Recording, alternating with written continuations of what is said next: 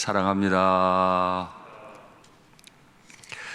어제 우리 수험생 자녀들 시험 보느라고 고생 많았고, 우리 부모님들 기도하시고 애간장 녹이시느라고 고생 많았고, 또 내 자녀들이 수험생이 아니어도 한 마음으로 기도하시느라고 우리 어른들 수고 참 많으셨습니다.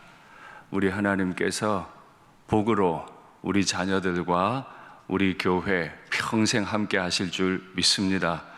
저는 119편 말씀을 시작하면서 말씀의 제목을 여호와께 복받는 사람이라고 말씀을 드렸습니다. 그렇습니다. 나그네 인생을 살아가는 우리가 여호와께서 주시는 복 없이 어찌 살겠습니까? 그러면 여호와께서 주시는 복은 어떤 사람을 향하지요? 하루 종일 말씀을 묵상하고 그 말씀을 사모함으로 순종하는 사람. 원래 사람은 전적으로 타락해서 선한 것이 하나도 없다. 사람의 마음은 늘 오염이 되어 있어서 거룩하게 살 수 없다. 그럼에도 불구하고 우리가 복받는 사람으로 순종하며 살 수 있는 것은 오염되지 않은 하나님의 말씀을 따라서 그 길을 걸을 때 가능하다 말씀을 드렸습니다. 나도 내 자녀들도 평생 그 오염되지 않은 하나님 말씀 따라서 끝이 아름다운 인생을 살게 되기를 간절히 바랍니다.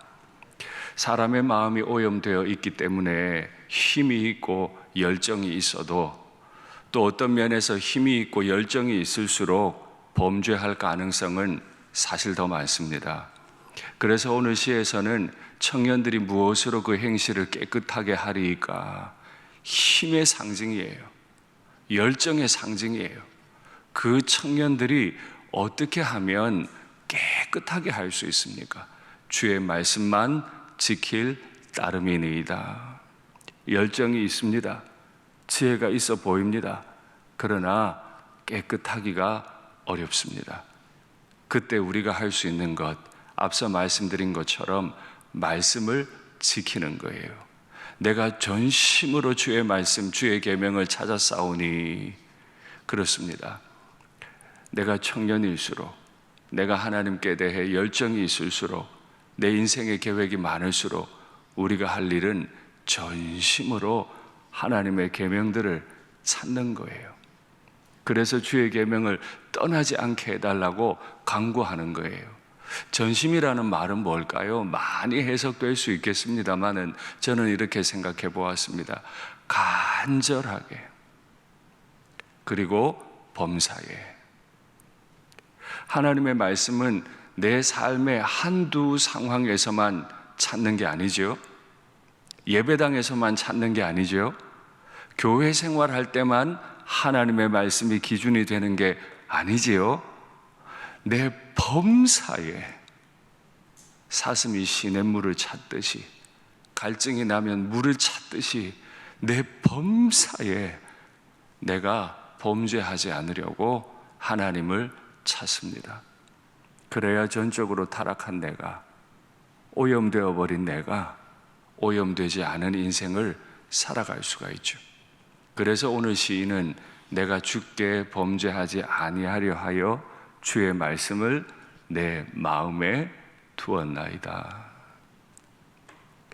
말씀은 성경책에 두는 게 아니죠. 말씀을 읽을 때 성령께서 그 말씀을 내 마음에 두시죠. 그래서 우리는 그 말씀을 끊임없이 마음에 두려고 노력해야 합니다. 이것이 기도의 제목이라야 해요. 어제 시험 봤습니다. 이제 앞으로 원서 쓸 일이 태산 같습니다. 시험을 잘 본 아이도 있을 것이고 시험을 못 본 아이도 있을 거예요. 그 인생 그걸로 결정됩니까? 아닙니다. 전혀 그렇지 않습니다. 시험을 잘 본 것, 시험을 못 본 것 관계없이 내 아이들의 마음에 하나님의 말씀을 두었는가? 그러면 우리 아이들은 하나님 말씀을 어떻게 마음에 두나요? 하나님의 말씀을 마음에 두신 부모님들을 보고 둡니다. 이 어려운 순간에 이 결정적인 순간에 부모가 마음에 무슨 말을 두는지, 마음에 둔 말씀이 입 밖으로 어떻게 나오는지, 그것에 따라서 우리 아이들의 인생이 복될 수도 있고 흔들릴 수도 있습니다. 계속 기도해 주시고 멋있는 믿음의 부모의 역할들을 감당해 가시면 좋겠습니다. 어느 정도로요? 내가 모든 재물을 즐거워함과 같이 주의 율례들을 즐거워했습니다.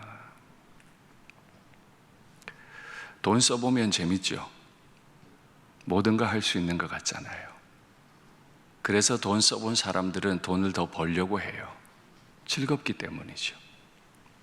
어린아이들 돌잡이를 시켜보면 부모는 지폐를 잡기 원하는데 아이들은 마이크를 잡습니다. 내 눈에 보기에 마이크가 화려해 보이거든요. 돈을 써본 사람이 돈을 찾아요. 말씀을 써본 사람이 말씀을 찾습니다. 말씀을 어떻게 즐거워할 수 있을까요? 말씀을 즐겁게 사용하는, 말씀의 인도를 즐겁게 따르는 믿음의 부모를 보고 자녀들이 인생은 저렇게 살아야 즐거운 거구나.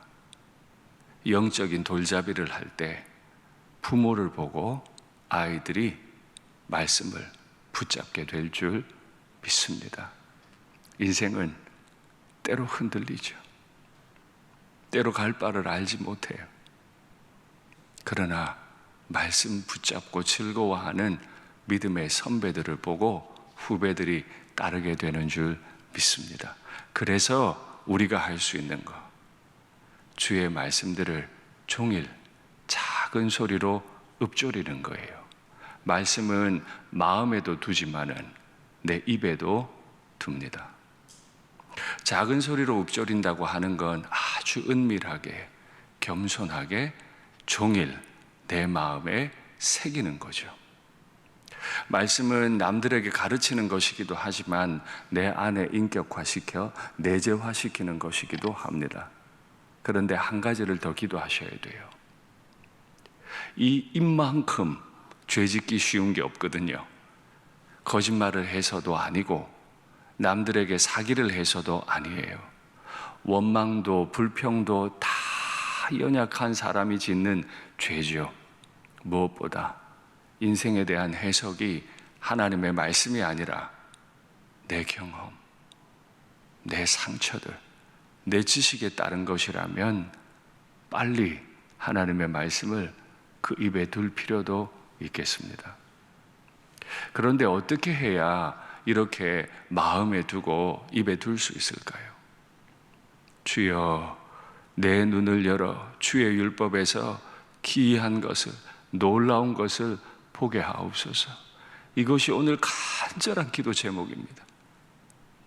내 눈이 열리지 않으면 주의 율법에서 놀라운 것을 발견할 수가 없어요.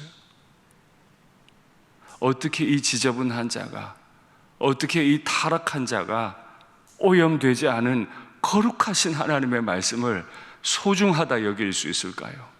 모든 재물을 즐거워하던 자가 어떻게 말씀을 소중히 여기고 즐거워할 수 있을까요? 그래서 오늘 우리가 하나님 앞에 드리는 한 가지 기도의 제목, 주여 내 눈을 열어주시옵소서. 말씀이 내가 살 길이고, 말씀이 내 자녀들이 걸어갈 길이고, 말씀이 내가 붙잡을 밧줄이다 깨닫게 하옵소서. 그래서 우리는 내 마음에, 내 입에, 내 눈에 하나님의 말씀을 둡니다. 내가 주의 율례들을 항상 사모하여 내 마음이 상했습니다. 이 오염된 마음 가지고 오염되지 않은 끝이 아름다운 하나님 기뻐하시고 교회가 기뻐하는 인생 살려니 힘들잖아요. 매 순간 말씀에게 묻고 말씀이 인도하는 대로 가려니 오염된 내 마음과는 좀 다르잖아요. 상해요. 남들은 마음대로 살고 마음대로 말하는 것 같은데 나 혼자 말씀 사모하려니까 지치고 외롭기도 해요. 그러나 주님께서 나와 함께 하시고 마침내 말씀 따라 사는 인생의 즐거움을 맛보게 하시고 영광을 누리게 하시고 끝이 아름답게 해 주실 줄 믿습니다. 말씀을 맺겠습니다. 나 자신이 먼저 믿음의 눈이, 말씀의 눈이 활짝 열려서 말씀 따라 사는 즐거움 누리고 내 자녀들이 그런 거룩한 말씀 따라 즐겁게 살아가는 아빠 엄마 보며 거룩한 즐거움을 누리는 끝이 아름다운 우리 개인의 인생, 내 자녀들의 인생, 우리 교회가 되기를 간절히 축복합니다. 아멘. 기도하시죠.